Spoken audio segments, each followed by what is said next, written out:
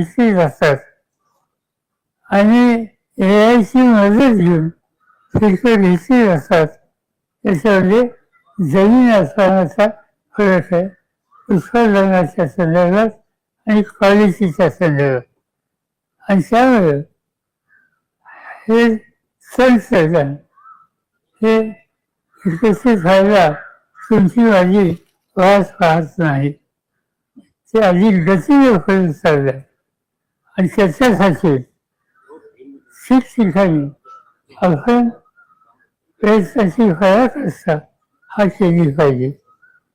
मी आता बोलत असताना सांगितलं इथे ज्यांनी सेन्सर उघडलं असं सेन्सर सातारला उघडलं हृदय शिक्षण संस्थेमध्ये.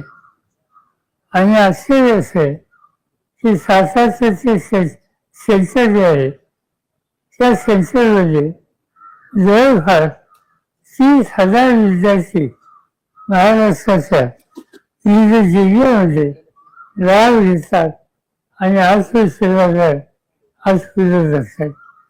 आणि त्यामुळे याचं आपण शिकलं पाहिजे आणि शिकण्याची इच्छा असेल त्यांना प्रोत्साहित केलं.